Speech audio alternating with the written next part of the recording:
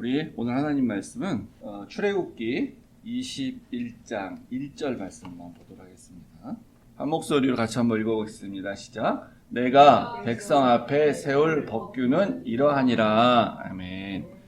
하나님 아버지 감사합니다. 하나님, 우리가 십계명을 다 하나님 말씀으로 듣고 배웠습니다. 공부했습니다. 우리가 이제 그 앞으로 십계명의 하나님의 말씀을 우리의 삶 가운데서 어떻게 잘 적용할 수 있도록, 우리가 잘 실천할 수 있도록 하나님께서 우리에게 지혜를 주시옵소서. 우리가 하나님의 그 마음으로 우리가 우리의 삶을 실천할 뿐만 아니라 또 다른 사람을 또 볼 때도, 또 다른 사람 혹시 판단할 일이 있다 할 때라도 그런 하나님의 원리에 맞춰서 잘 바라볼 수 있는 그러한 하나님의 마음과 하나님의 눈을 갖게 하여 주시옵소서. 오늘 보는 말씀도 그 연장성산에서 하나님의 눈을, 하나님의 마음을 더 잘 깨닫기 위해서 하나님 주신 말씀입니다.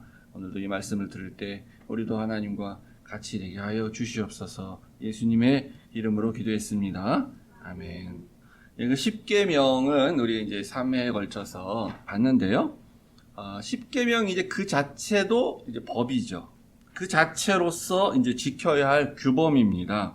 그런데 어떻게 보면 이게 이제 구체적이지가 않아서 어떤 건 단순 명령한데 뭐 살인하지 말라, 간음하지 말라, 그거 물론 단순 명령하고 우리가 그렇게 안 해야 되는 겁니다. 그런데 그냥 단순하게 생각할 수 없는 상황들이 우리가 살면서 많이 생기거든요. 우리뿐만 아니라 이제 이스라엘 백성들도 이제 그랬어요. 그렇게 애매모호할 때, 구체적이지 않을 때 어떻게 해야 되냐? 그래서 하나님께서 이제 그러면 이제 요런 경우에는 요렇게 해라. 요런 경우에는 뭐 형벌을 이렇게 하고 또 배상은 요렇게 해라 하면서 이제 신뢰를 이렇게 다시 또 법으로 주시는 겁니다. 그게 바로 우리 말로는 법규라고 썼는데 우리나라 원래 그러니까 한국의 미국도 모르겠습니다. 한국의 법에는 법규란 말은 없어요. 쓰려면 규제 쓸 수 있겠지만 예를 들어서 법이 있으면 그 법에 헌법이 있고 그다음 법률, 시행령 뭐 이런 식으로 이렇게 있는데 법규란 말은 없습니다. 그래서 이게 이제 법이랑 그냥 같기도 해요. 약간 다르고 이렇게 개념을 좀 정확하게 설명드리기 좀 힘든데 그래서 이제 우리 번역 성경에도 우리 개혁 성경에는 법규라고 되어 있는데 옛날 개혁 개정에는 이제 율례라고 되어 있습니다. 그래서 율이라는 게 이제 법률할 때 그 율자거든요. 거기에 대한 어떤 예시라는 거고 영어로는 찾아보면 굳이 로우 아니 다른 말로써 NASV에만 이제 오디넌스 이렇게 돼 있고요. NIV나 뭐 킹제임스 버전은 그냥 로우로 또 돼 있어요. 영어 성경도. 그래서 이게 약간의 구체화된 법 혹은 하위법. 그래서 요거는 이렇게 보면 상황에 따라서 바꿀 수도 있는 거예요. 그러니까 상황에 따라서 시대적, 문화적 상황이라는 거에 따라서 이렇게 바뀔 수도 있는 그런 법이다. 이렇게 좀 이해를 하면 됩니다. 근데 요걸 이제 알려주시는 거는 구체적으로 물론 요런 일이 딱 발생했을 때 그대로 판단도 물론 해야 되고요. 그리고 이런 경우가 이제 써있지 않은데, 이 성경에 써있진 않은데 또 다른 어떤 상황이 생길 수 있잖아요. 그러면 그때 어떻게 판단하냐? 그러면 하나님이 이렇게 주신 그 원리에 따라서 우리가 알아서 판단을 해야 되는 거예요. 원리에 따라서. 그러니까 우리가 삶에서 실천하는 건 알아서 우리가 실천해야 되는 거고, 재판장은 그 원리에 따라서 재판을 해야 되는 거죠. 그래서 요 율법, 다른 말로 하면 십계명을 적용하는 어떤 규칙이다. 이렇게 할 수 있습니다. 이 법규라는 거는. 그래서 이제 예가 하나 나오는데 2절부터 11절까지가 첫 번째 종에 대한 얘기가 나옵니다. 그러니까 이 자체도 법이에요. 요대로 해야 돼. 근데 요 원리를 이렇게 하라는 원리가 있을 거 아닙니까? 그러니까 그 원리를 알고 있으면 요게 정확하게 맞지 않는 상황이라도 판단할 수 있는 거죠. 자, 우리 2절만 한번 같이 읽어볼까요? 시작 2절만. 내가 히브리 종을 사면 그는 6해 때 동안 섬길 것이요 7째 해에는 몸값을 물지 않고 나가 자유인이 될 것이라. 그러니까 원래 그 희년법에도 나오지만 뒤에 가서 보면 종이 6년간 일하고 7년째 됐을 때는 자유인으로 풀어줘야 됩니다. 이스라엘 법에서는. 그러면 자기가 무슨 내가 이렇게 돈을 주고 내가 자유인이 되는 몸값이 부르냐 아니라는 거예요. 히브리 종을 사면, 그러니까 같은 민족이에요. 그러면 다른 외국인인데 종으로 들어온 사람이 있을 수 있겠죠. 그것도 다르다는 거예요. 그러니까. 그럼 히브리인 종이라는 거는 누구냐면 옛날에는 뭐 전쟁에서 막 노예로 끌고 와가지고 포로로 잡아서 노예로 삼아가지고 종을 이제 삼고 막 그랬는데 그래서 노예 제도가 이제 이미 있어요. 그렇게 하고 있어. 모든 나라에서. 그러니까 원래 하나님의 뜻은 모든 사람 똑같아. 노예가 있으면 안 되는 거야. 우리가 지금 다 알아. 근데 그 당시에는 그게 그럴 수밖에 없는 상황, 일종의 그런 거예요. 그러니까 하나님이 그 자체를 인정해요. 노예 제도 자체는 인정하지만 그렇지만 그 노예를 대하고 노예에 대해서 어떤 일과 관련해서 판단하는 건 전혀 달라요. 외국하고 다른 나라들하고. 그래서 하나님이 원하시는 그 판단을 말하는 겁니다. 그럼 히브리 종이 원래 히브리인인데 같은 히브리인인데 왜 종이 있냐? 그러니까 살다 보면 이제 망한 거예요. 뭐 땅도 이렇게 조상한테 물려받은 거 있었는데 다 팔아먹고 뭐하고 뭐 다 그런 사람 다 어느 때나 있는 거잖아요. 또 뭐 노름을 했든지 뭐 하든지 탕진을 한 거예요. 일을 열심히 안 해갖고 소출이 없든지 뭐 그래가지고 뭐 먹을 게 없으니까 땅 팔았다든지 이렇게 해갖고 자기는 망했어. 파산이야. 오늘날 치면. 그러면은 오늘날은 어디 가서 노예가 이제 고용이 돼가지고 노동자가 돼서 뭐 일을 해가지고 돈을 벌면 되는데 당시에는 그런 경우도 있지만 그거가 이제 신약에 나오지 않습니까? 이렇게 무슨 정식 고용, 정식 직원 뭐 이렇게 돼서 뭐 매달 월급 주는 게 아니잖아요. 어떤 날은 운 좋으면 일이 있고 어떤 날은 일 없고 뭐 겨울엔 또 뭐 일 없고 다 이런 거잖아. 그러니까 살 수가 없어서 자발적으로 종이 되는 거예요.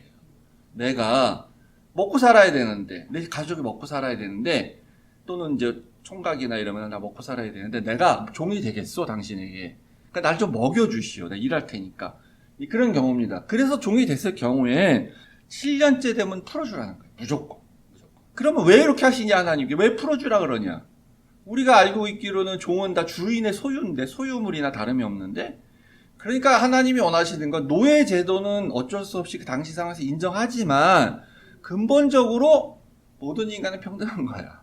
그리고 다 자유가 있어야 돼. 시민이든 노예든 다 자유가 있어야 돼. 그게 하나님이 원하시는 거예요. 자유가 그러니까 원리예요, 자유. 그러면 이제 십계명에는 이제 그런 유사한 내용은 없지만 우리가 그 20장 그 2절에서 봤잖아요. 헌법의 전문과 같은 내용이 나오는 거기에 내가 너희를 구원해낸 여호와다. 언제? 애굽에서 너희가 종되었을 때. 그때 그 구원했잖아. 그러니까 요 정신을 알고 있어야 돼. 그러니까 요거 1계명이 아니지만 요 정신을 그대로 우리가 헌법의 전문에 대한 정신을 알면 하나님은 노예를 원하지 않는다. 노예로 사는 걸 원하지 않는다. 하나님은 언제든지 자유를 주기를 원하신다. 그래서 너희들도 종에서 해방시켜줬잖아. 그러니까 니네 6년간 그렇게 종으로 부려먹고 뭐 이렇게 해갖고 뭐 먹여줬죠. 물론 굶지 않게. 7년째 되면 이제 다시 이 사람이 새 출발할 수 있도록 풀어줘야 된다. 자유인이 된다. 그게 안식일 정신이에요. 7년째 땅도 쉬게 하라는 것처럼. 그래서 기본 원리는 자유입니다. 우리가 인간을 대할 때 무조건 모든 사람은 자유를 가져야 된다는 거예요. 그런데 그 실질적으로 법으로 노예 해방이 된 건 모든 나라에 이제 노예 제도가 있었던 나라에 된 거는 우리가 잘 알듯이 미국은 그 링컨이 남북 전쟁을 통해서 이겨서 노예가 법적으로 이제 해방이 된 거죠, 미국에서. 근데 영국에서는 그 전에 이제 그 의회에서 이제 노예 해방을 계속 이렇게 열심히 그 운동을 했던 그 한 의원, 갑자기 이름 생각이 안 나네. 그 사람에 의해 갖고 영국에서 이제 그 법으로 이렇게 해방이 된 거죠. 그러니까 거의 이제 한 5,000년 이상, 4,000년, 5,000년이 노예 제도가 계속 있었던 거예요, 사실은. 노예가 해방된 게 얼마 되지 않아요. 근데 하나님께서 원래 그게 아니다라고 미리 3,500년 전에 이렇게 딱 얘기를 하셨죠. 그래서 이제 예수님이 딱 오셨을 때 이제 예수님이 이제 오셔가지고 구약의 예언을 성취하면서 이제 복음을 전했잖아요. 그러면 예수님이 오셔가지고 노예 해방을 한 게 아닙니다. 너희들 노예 소유하면 안 돼. 노예 해방 다 해. 이렇게 법으로 만드신 게 아니에요. 기독교 법에. 그런 게 없어요. 근데 이걸 알고 나니까 신자들이 이 노예를 우리가 이렇게 두긴 둬도 이런 식으로 뭐 다른 사람들 하는 것처럼 노예는 뭐 나의 소유고 뭐 학대도 되고 막 일을 막 죽어라 시키고 먹을 것도 안 주고 이렇게 하면 안 되는 거구나. 이런 걸 이제 깨달은 거예요, 다. 그래서 노예를 인격적으로 대해줘야 되는구나. 뭐 때로는 물론 야단을 칠 수도 있어요. 그러면서 할 수만 있으면 진정한 하나님이 원하시는 건 해방이니까 노예를 자유인으로 이렇게 풀어지는 일이 신약의 그 초대교회에서 엄청나게 많이 일어나게 돼요. 대표적인 사람이 오네시모입니다. 오네시모. 빌레몬서에 사도 바울이 빌레몬에게 편지할 때 빌레몬이 그러니까 오네시모의 주인이에요. 오네시모는 종이고. 근데 이 오네시모가 이제 나와 내가 감옥에 있을 때 이렇게 날 도와주면서 나 해서 나 거의 내 아들과 같이 내 생각한다. 그러니까 너는 종으로 더 이상 오네시모를 여기지 말고 형제로 대해라. 풀어줘라. 자유인이 되게 하라. 이렇게 말하는 거잖아요. 그러니까 그런 일이 비일비재하게 일어나요. 초대교회에. 그때 당시에 이제 여기는 물론 히브리인 노예를 데리고 있는 거지만 그때 당시에 노예로 있던 사람들의 꿈과 희망은 뭐겠습니까? 그러니까 꿈과 희망은 물론 자유인이 되는 거야. 근데 그 자유인이 되려면 어떻게 해야 돼? 히브리인 그 유대인 크리스찬 집의 노예로 가야 풀어날 가능성이 있는 거야. 풀려날 수 있는. 그게 자신들의 꿈이 되는 거죠. 그래서 우리가 다 뭐 이렇게 우리가 원래 옳은 걸 실천해야 되는 어떤 게 있는데 근데 법이 그게 아니어서 못해. 뭐가 못해서 못해. 그럴 필요가 없는 거예요. 그러니까 뭐 법이 꼭 정해져야 되고 개정돼야 되고 뭐 혁명이 일어나야 되고 그런 게 아닙니다. 자발적으로 실천할 수 있는 건 해야 되는 거예요, 그냥. 그 초대교회 그리스도인들이 그렇게 이제 한 거죠. 그러니까 신학의 교회는 근본적으로 자유인의 공동체다. 물론 노예들도 와 있지만 궁극적으로는 얘들도 자유인이 돼야 된다. 그래서 그 크리스찬 주인들이 그렇게 이제 실천을 한 겁니다. 그래서 이제 근본적으로는 자유가 원칙인데 이제 그 예외가 또 생기는 거야, 예외. 근데 3절에 이제 3절도 그렇지만 4절에 만일 이렇게 하잖아요. 그러니까 근데 그런 게 원리인데 근데 딴 경우가 생겼어. 엑서사이즈가 딴 경우가. 그럴 때 어떻게 하냐. 그래서 이제 예를 들면 처음에 단신으로 왔으면 총각으로 왔으면 그러면은 혼자 나가면 돼요. 7년째 됐을 때. 근데 이제 부부가 같이 들어왔어요. 그러면 그때도 같이 그냥 둘 다 해방이 되는 거예요. 근데 그게 아니라 혼자 왔는데 종살이 하면서 주인이 여자 아내를 줘가지고 결혼을 해서 아들, 딸이 생겨서 가정이 됐어요. 종인데. 그러면은 이제 이 남자는 나갈 수 있는 권리가 생겼어요. 7년째 나가도 돼. 근데 굉장히 합리적이에요. 그러니까. 너는 원래 혼자 왔잖아. 그러니까 혼자 나가는 건 맞아. 그러나 그 사이에 내가 너한테 은혜를 베풀어서 부인도 생기고 자녀가 생겼는데 그러면 오늘날 개념으로 당연히 부인과 자녀들도 같이 나가게 해줘야 될 거잖아요. 그렇게 해주면 돼, 그것도 그러니까. 근데 그렇게까지 율법이 정하지 않았어요. 그러니까 이제 그렇게 하면은 유대인들이 안 지킬 가능성이 너무 많죠. 그러면 너무 큰 손실이라고 생각할 수 있는 거예요, 주인들이.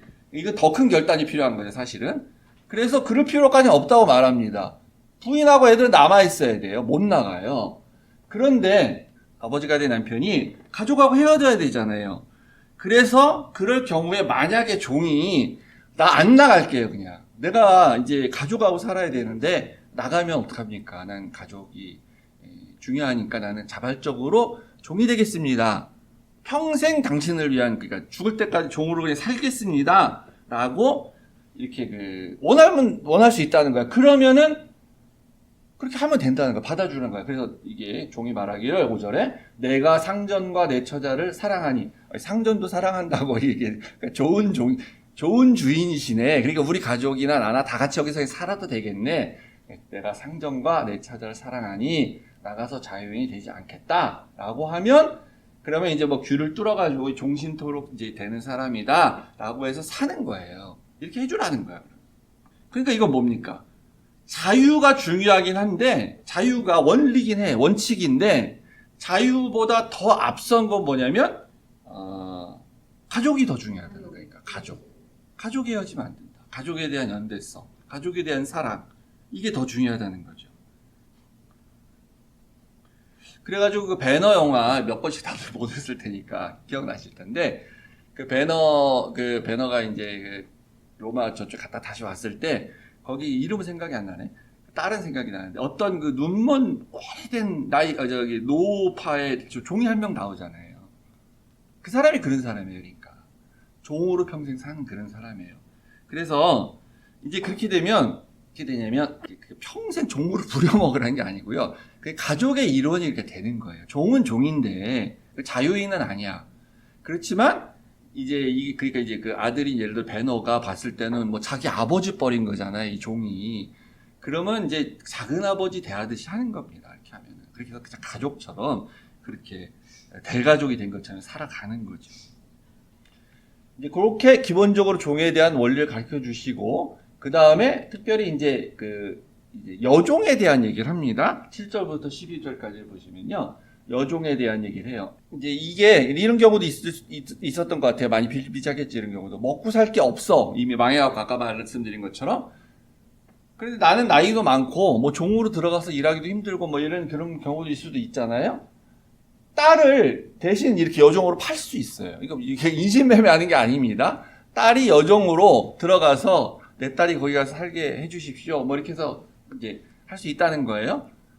뭐 딸이라도 뭐 밥 먹고 살아야지 뭐 한 사람이 이런 경우일 수도 있고요.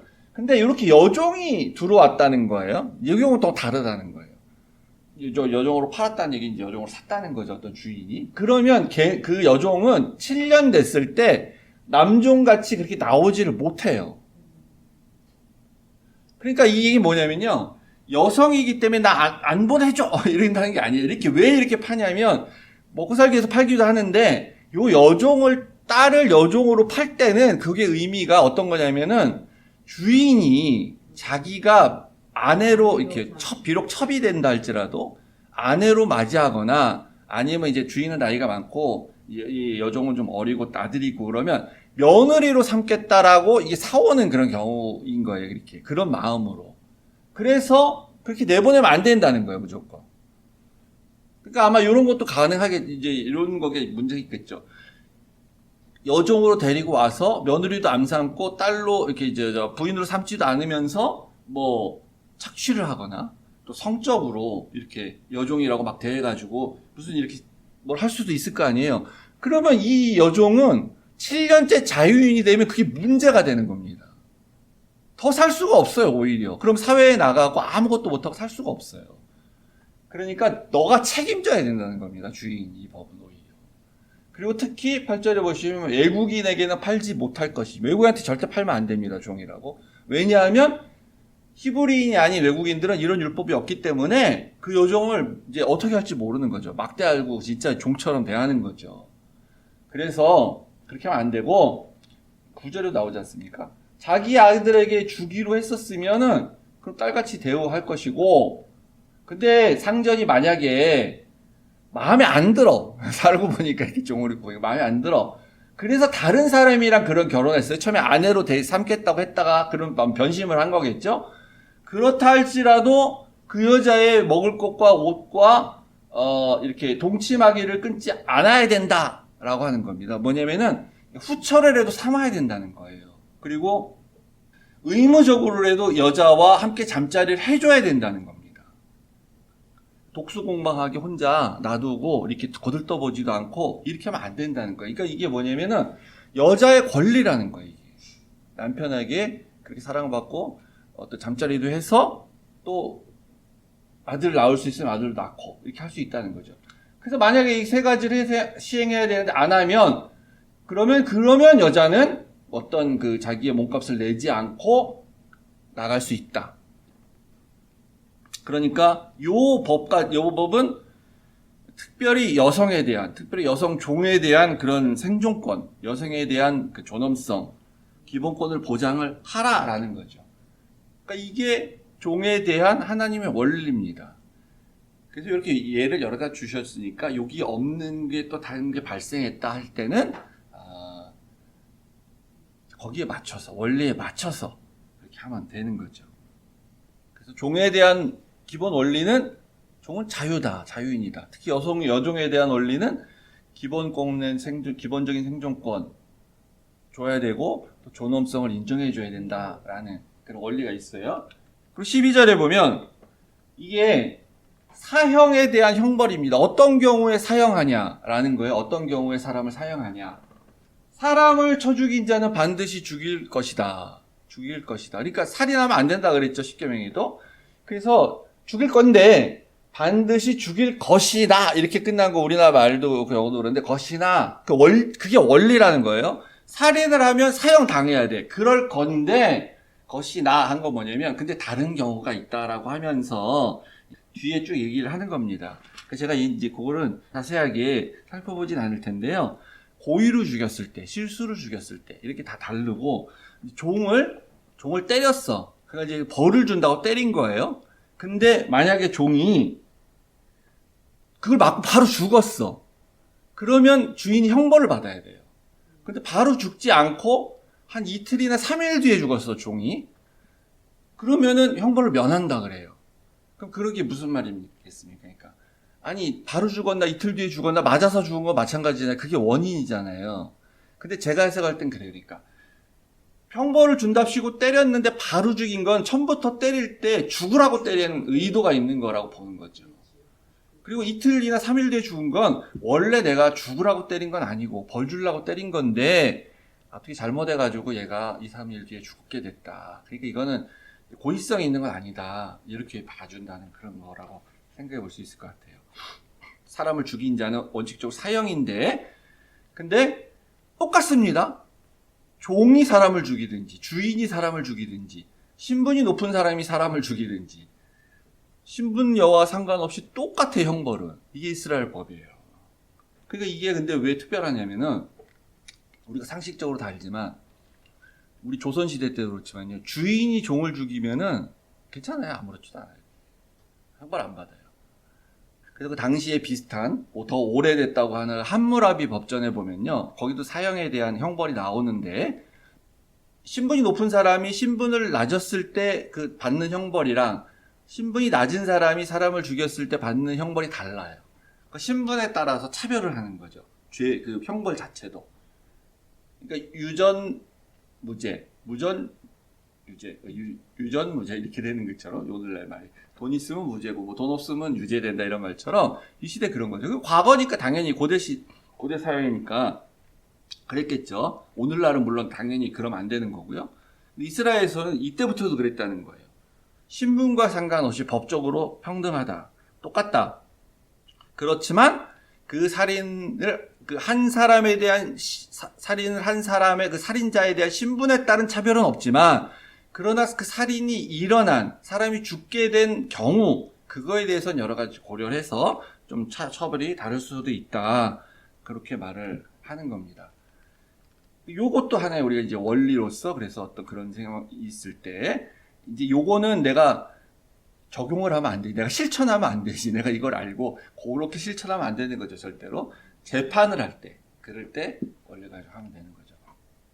그리고 우리 이제 유명한 구절 잘 아는 23절부터 또 하나가 나오는데요. 같이 한번 읽어볼까요? 시작. 그러나 다른 해가 있으면 갑대 생명은 생명으로 눈은 눈으로 이는 이로 손은 손으로 발은 발로 된 것은 된 것으로 상하게 한 것은 상함으로 때린 것은 때림으로 갚을지니라. 요 눈에는 눈, 이에는 이. 요거 유명한 거죠. 탈리오의 법칙이라 그러는데 똑같이 갚아라 이런 거예요. 요 앞에 얘기는 이제 임산부에 대한 예를 들면서 이렇게 하라는 건데 그 임산부뿐만 아니라 이제 다른 모든 경우에도 이렇게 적용이 될 수가 있겠죠. 그러니까 요게 이제 현대 사회에서 당연히 우리가 이렇게 하면 안 되지. 이거 할 수가 없는 거고. 근데 고대 사회에서 이게 굉장히 미개하고 원시적이고 뭐 그런 법처럼 보이지 않습니까? 어떻게 눈을 내가 다쳤다고 상대방의 눈을 또 빼버려? 다치게 해?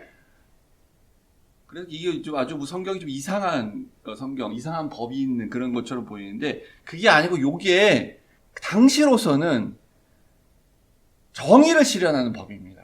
무슨 말이냐면 복수는 항상 과도하게 하게 돼 있어요. 누구나 다 그래요. 내가 한 대 맞으면 2대 때리고 싶은 거예요. 내가 우리 아들이 살인을 당해서 죽었어? 그러면 저쪽에는 아들 전부를 죽이고 싶고 그런 게 보복이거든요. 그게 복수심이고 인간의 복수심이란 그래요. 항상 과도해요. 그래서 그거를 못하게 하는 법입니다. 그러니까 이렇게 하지 말라고. 근데 복수는 해야 돼. 정의는 실현돼야 되니까. 그러니까 그렇다면은 똑같이만 해라. 만약 한다면. 저건 꼭 해야 된다면. 그래서 눈은 눈으로, 이는 이로. 그렇게만 하라는 겁니다. 그 필요한 징벌. 근데 요렇게도 안 하면 그러면 악인들이 활개치고 다니겠죠. 눈을 다치게 했는데도 용서해줘. 그냥 뭐 괜찮아. 그냥 다른 걸로 이렇게 무슨 뭐 감옥 한 10일 갔다 와 이런 걸로 끝나고 그러면 자꾸 더 나쁜 짓을 많이 할 거 아니에요, 사람들이. 그래서 그건 안 되고 그런 일을 다시 하게 하면 안 되기 때문에 이제 징벌은 필요한데, 그래서 어떻게 보면 이제 필요악적인. 그러니까 없으면 제일 좋은데, 이렇게 안 하면 좋은데, 그러나 이렇게 하지 않으면 더 큰 악이 세상에 벌어질 거고 행할 거기 때문에 이제 정의를 실현하기 위해서는 이렇게 해야 된다라는 겁니다. 이 정도는 해야 된다. 그리고 남자나 여자는 똑같다는 게 기본 원리입니다. 여기는 이제 소가 뭐 받아서 사람을 죽일 때 그거에 대한 경우를 쭉 얘기하는데, 근데 이제 그거는 중요하지만 우리가 봐야 될 거는 이런 거예요. 여기 이렇게 해서 반복됐잖아요. 소가 남자나 여자를 받아서 죽였을 때, 그러니까 남자를 죽였을 때 여자를 죽였을 때 다르지 않다는 겁니다. 똑같이 얘기하는 거예요. 남자 죽였을 때나 여자 죽였을 때나. 소가 남녀를 막론하고 받아 죽였을 때, 아들을 받아서 죽였든지 딸을 받아서 죽였든지 똑같다는 거예요. 처벌 똑같이 해야 된다는 거죠. 그러니까 아들이기 때문에 더 무겁게 매기고 뭐 딸은 뭐 안 중요하고 그런 게 아니라는 거예요. 종도 똑같아요. 남종을 죽였을 때나 여종을 죽였을 때나 차별이 없다는 겁니다. 이 법에 있어서 생명의 가치도 똑같다 항상. 오늘날 뭐 당연한 건데요. 옛날엔 안 그랬거든요. 그러니까 이 차이는 하나님의 다양성인데, 하나님은 차별화되는 건 원하지 않는다. 차이가 있을 뿐이다. 여기서 이제 그 형벌이 다르면 그 차벌이 발생을 하는 거죠. 그리고 이제 2개 정도만 이제 원리를 보겠습니다. 그 21절에 보시면요. 이렇게 또 재밌게 나그네에 대한, 외국인에 대한 법이 있어요. 21절, 너는 이방 나그네를 압제하지 말며 그들을 학대하지 말라. 그래서 너희도 내국 땅에서 나그네였다. 헌법 전문에 나온 것처럼 니네도 그런 때가 있었잖아. 사람이 살다 보면 그렇게 외국에 가서 나그네로 이방에 객이 돼서 살 때가 있는 거지. 그러니까 너들도 니네 옛날 생각을 해서 그렇게 외국인들한테 하면 안 돼. 하는 외국인 보호법 같은 그런 겁니다. 그러니까 이제 외국인을 보호한다는 거는요, 뭐 이런 거예요. 그러니까 이제 오늘날 치면은 뭐 이렇게 법적으로 보호할 뿐만 아니라 차별하면 안 된다는 거죠. 학대하거나 압제한다는 건, 외국인이니까 너는 그냥 네가 왜 우리나라 와서 살아? 이렇게 하면서 이제 뭐 못 살게 굴 뿐만 아니라 여러 가지 면에서 차별을 막 주는 그런 거. 그거는 미개한 짓이에요, 사실은. 이때 이 모세 때에도 3,500년 전에도 그렇게 하지 말라 그랬어요. 그러니까 우리도 이제 이민자로 여기 미국에 와서 살고 있지 않습니까? 그러니까 우리가 차별받으면 인종차별은 뭐 있을 수 있겠지만 다른 면에서 우리 일을 했는데 월급을 똑같이 안 줘, 외국인이라고. 그럼 얼마나 우리가 화가 나겠어요. 근데 이제 화나면 어떻게 해? 만약에 그렇게 한다 그래도, 한다면 화나도 어쩔 수가 없지. 우리가 힘이 없는데 그러고도 살아야지. 그러면은 그 나라에 대한 무슨 충성심이 생기고 내가 이 나라를 무슨 사랑하고 그런 마음이 생기겠어요? 생길 수 전혀 없죠.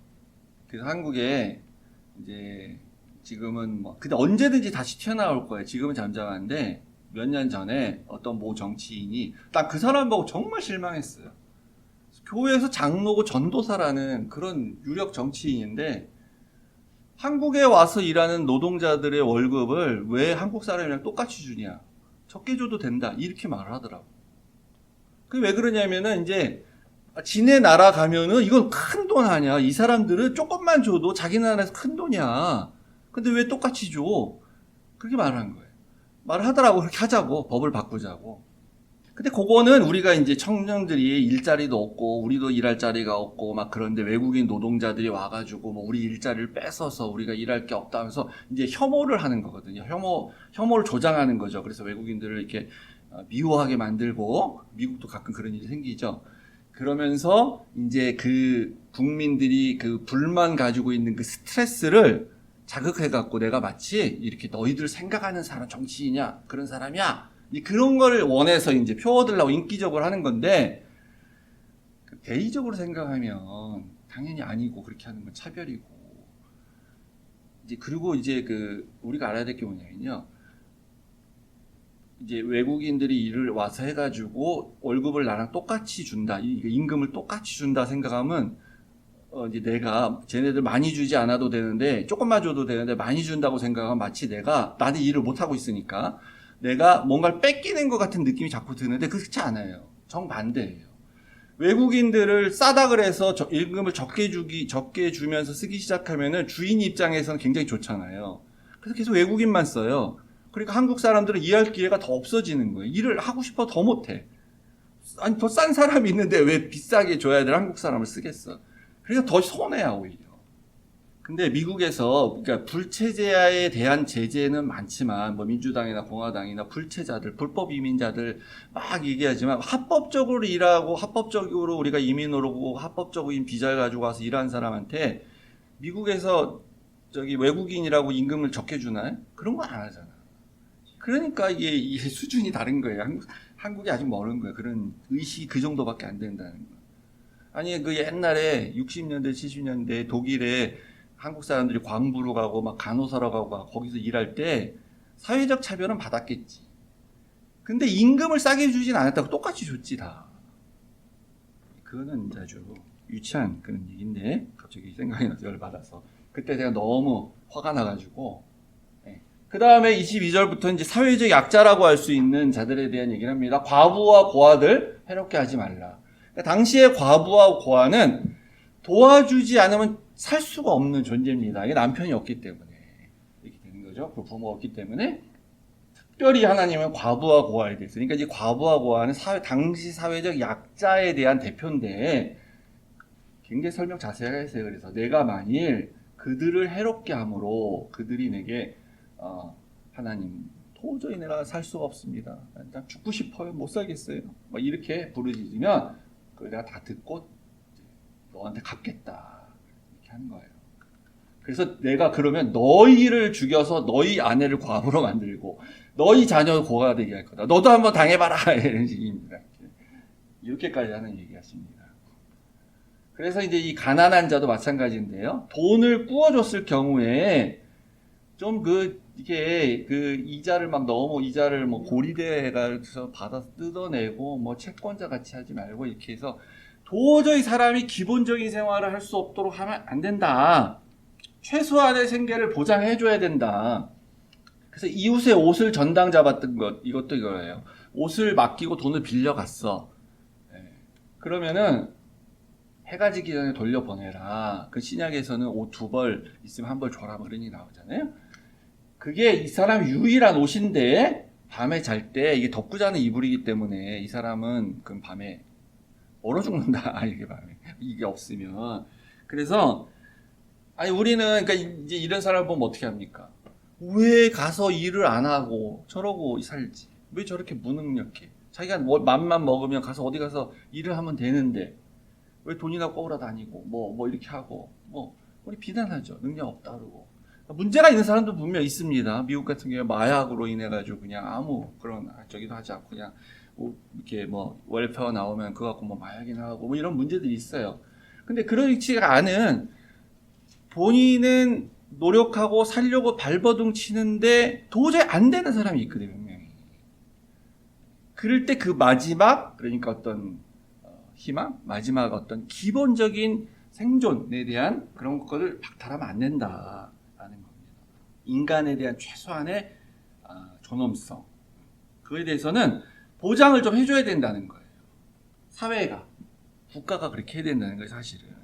그래서 이제 이렇게 쭉 22장까지 몇 가지 예들 쭉 나왔는데, 그러니까 요런 경우에 이렇게 하면 되고요. 요 경우에 안 들어가더라도 요 원리에 따라서 우리가 판단을 하면 되죠. 근데 제일 중요한 거는 우리가 이렇게 하려면은 이렇게 우리가 요런 사회를 만들어서 살아가려면 이거 이제 실천해야 되는데, 중요한 건 재판입니다. 지난주에도 말한 것처럼 재판을 엉망으로 하면 이게 실현이 안 돼요. 그래서 23장에는 재판에 대한 얘기로 이제 23장을 이게 마무리를 합니다. 너는 거짓된 풍설을 퍼뜨리지 말며 악인과 연합하여 위증하는 증인이 되지 말며, 오늘날처럼 악플 달고 댓글에다가 막 비난하고 사실도 아닌데 무슨 막 이렇게 막 조작해가지고 이 연예인 A 양이 어쨌더라 저쨌더라 무슨 어떤 사람 L씨가 무슨 마약을 했다 이렇게 하고 이런 것도 물론 다 포함되는데, 그래도 오늘날은 좀 어느 정도 걸러지고 재판이라는 데 가가지고 어느 정도 판단이 되지만 그래도 하여튼 그런 것도 하면 안 되죠. 사회적으로 이미 재판을 다 받아가지고 매장되니까 그러고 나면. 이제 그런 거 하면 안 된다는 거예요. 그러면 이제 뭐가 되냐면 위증해서 재판이 어그러지기 때문에 그렇게 된다는 거죠. 소문을 이렇게 다 내놓으면 재판장도 그 증인이 나와서 말하지 않아도 아이고 나도 다 들었는데 이미 소문이 다 파다한데 사실이겠지. 이런 식으로 재판장이 생각해가지고 판단을 낼 수가 있겠죠. 그래서 그 재판할 때 다수를 따라서 악을 행하지 말며 다수라고 다 옳은 거 아니거든요. 잘못하면 악이 된다는 겁니다. 그래서 다들 그런다고 부당한 증언하지 말고 이렇게 해야 돼요. 재판이 중요하기 때문에 그래요. 그래서 또 신뢰도 드는데 가난한 자랑 부자랑 재판이 딱 걸렸어. 6절에 보면 가난한 자와 부자가 이렇게 시시비비가 붙었어요. 그럼 우리는 항상 생각할 때 아니, 가난한 자가 당연히 억울하겠지. 가난한 자가 무슨 힘이 있어서 뭐 이렇게 했겠어. 부자가 갑질했겠지. 이렇게 생각하는데 그럴 수도 있죠, 당연히. 그러나 항상 그런 건 아니기 때문에 특별히 언급하는 겁니다. 가난한 자의 송사라고 가난한 사람 편들어서 아이고 요 부자 요 골탕 좀 먹어봐라 이거. 나도 평소에 저 부자 저거 마음에 안 들었는데 너 당해봐라. 이렇게 재판하면 안 된다는 거예요. 항상 공평하게 그렇게 해줘. 그리고 8절에 뇌물 받지 말라. 재판장도 뇌물 받을 수 있으니까 그렇게 하면 안 된답니다. 그래서 우리가 이제 이런 원리로 살아가고 실천하고 그렇게 해서 율법을 지키고 가는 건데 판결도 그렇게 해야 된다는 거죠. 그럼 우리가 다 이렇게 왜 해야 되냐? 하나님 나라를 위해서 당연히 그렇게 하는 거예요. 구원받으려고 하는 거 아닙니다. 구원의 조건이기 때문에 하는 게 아니에요. 그래서 말씀드린 것처럼 성화의 조건이기 때문에 우리가 이렇게 살아가야 우리가 우리의 믿음이 성화돼 가는 거예요. 근데 이걸 구원의 조건이라고 생각하면 그 문자적 조항에 얽매이게 되는 거예요. 살인하지 말라? 그럼 살인만 안 하면 돼. 죽지만 않으면 돼. 간음하지 말라? 그래, 간음 안 하면 돼. 남들이 비난할 만한 간음만 안 하면 돼. 뭐 이렇게 되는 거죠. 그렇게 해서 내가 지키고 있다라고 이제 이스라엘 백성들이 이렇게 하나님의 밥을 받았는데 이후에 어떻게 됐냐면 전부 이 법을 해석하는 신학자들이 한 사람이 다 나와가지고 각각 제멋대로 막 해석을 하면서 아, 우리가 구원받으려면 이걸 다 지켜야 돼. 문자적으로. 이렇게 이제 바리새파, 뭐 SNF파, 사두개파 이런 신학 학파들이 막 생기면서 구원의 조건이 돼버렸어요. 그러니까 원리는 생각하지 않고 전혀 문자적으로 법만 지키면 된다. 이렇게 된 거죠. 그 예수님이 1500년 정도 후에 이제 딱 와서 유대 땅에 이제 오셨는데 이 말씀을 주실 때 삼위의 하나님이신 하나님이 말씀을 주실 때에 그때 예수님 성부 하나님을 당연히 있으신 거잖아요. 그러니까 이 성부 하나님이 주셨다고 주신 말씀이라고 할 수도 있겠죠. 이 법을 제정하신 저자 내지는 법을 만드신 제정자가 유대 땅에 와서 딱 보니까 전부 구원의 도구로 생각을 하고 그 법을 지키고 있었거든요. 그래서 예수님이 그게 아니다라고 말해주는 게 산상수훈이에요. 팔복장, 소위 말하는 마태복음 7장. 그게 아니야. 니네 그렇게 하면 안 돼. 그래서 재해석을 해주시는데 원리를 이제 가르쳐주는 거죠. 그때 예를 드신 게 그래서 우리가 계속 언급했던 잘 아는 살인하지 말라 그랬지. 미워하는 것만 들어도 살인하는 거야. 간음하지 말라 그랬지. 여자를 보고 음욕만 품어도 간음한 거야. 이렇게 이제 말씀하고 해석을 해주시는 거예요. 뒤에 산상수훈에서. 그런데 이제 여기 이제 마태복음 5장, 6장, 7장까지가 그 소위 말한 팔복장인데 7장까지 이렇게. 근데 그 5장에 소위 말해 팔복산이라고 부르는 그 산에 앉아가지고 말씀을 하시잖아요. 그래서 이제 심령이 가난한 자는 뭐 복이 있나니 애통하는 자는 복이 있나니 하면서 8가지의 복을 얘기하시면서 그리고 바로 요 간음하지 말라고 해서 요 얘기 하신 것 같은데 그게 아닙니다. 성경을 이렇게 보면요. 그러니까 요 율법을 재해석해 주시기 전에 바로 팔복이 나오는 게 아니라 그 중간에 뭐가 있냐면 우리가 잘 아는 너희는 세상의 빛이라. 너희는 세상의 소금이라. 그 세상의 빛과 소금이 되란 얘기죠. 그러니까 세상의 빛과 소금이 된다는 건 우리의 삶을 얘기하는 거죠. 우리의 실천해야 될 우리의 삶의 패턴, 우리의 삶의 방식, 어떻게 살아가야 하는지 얘기하잖아요. 그렇게 얘기하고 나서 율법을 재해석을 하시는 거예요, 예수님이. 그래서 17절에 바로 딱 요 말부터 선언하고 하시는 겁니다. 내가 율법이나 선지자를 폐하러 온 줄로 생각하지 말라. 내가 폐하러 온 게 아니라 완전하게 하러 왔어, 율법을. 너희는 세상의 빛이 되라. 너희는 세상의 소금이 되어서 살아라 하고 하면서 그 다음에 율법을 나는 완전하게 온 이제 사람인 거야? 라고 해석을 하는 거예요. 그러니까 무슨 말이냐면은 세상에서 소금과 빛으로 사는 것, 그게 바로 하나님 나라의 원리고 하나님 나라를 만드는 일인데 하나님 나라 백성이 사는 방법이라고 할 수가 있겠는 거죠. 그러면 어떻게 사는 게 빛과 소금으로 사는 거냐? 도대체 어떻게 사는 게 세상 빛과 소금이냐? 그리고 우리가 여러 가지로 말할 수 있는데 율법을 잘 지키면 되는 거예요, 사실은. 그 10계명과 이 지금 본 어떤 그 법규라고 말한 거 그대로 좀 실천하면서 살면은 그게 바로 세상에서 빛과 소금으로 살게 되는 거죠. 근데 그거를 유대인들은 바리새인들은 율법주의로 법 조항만 지키면 되는 걸로 사니까 그게 틀린 거다. 그게 아니고 하나님이 만드신 이 법의 원리를 깨닫고 그 원리를 가지고 산다면 그러면 우리가 그 계명을 통해서 완전해지는 거죠. 그리고 하나님 나라가 이루어지는 거고. 그러니까 이제 우리는 어떻게 그럼 지금 살아야 됩니까? 우리도 똑같은데 당연히 우리도 뭐 살인하지 않고 가늠하지 않고 사는 거죠. 기본이고 그 원리를 더 알면 우리는 이제 남들은 안 하는데 남들은 뭐 안 해도 비난받을 건 없어요. 근데 우리는 하나님 원리를 아니까 조금 더 해야 되는 거니까. 거기에 붙어야 돼. 그러니까 우리는 양심적으로 원래 살아. 근데 세상에서도 양심적으로 사는 사람 많아요. 우리는 조금 더 양심적으로 살아야 되는 거니까.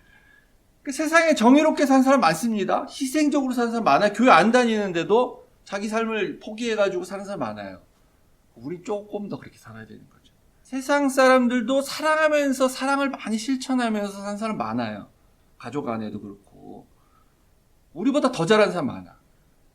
우리는 그러니까 그거보다 조금 더 이렇게 해야 된다. 그렇게 생각을 하고 살아가는 게 바로 이제 그래서 그게 율법을 실천하는 거고 그게 세상의 빛과 소금으로 살아가는 거죠.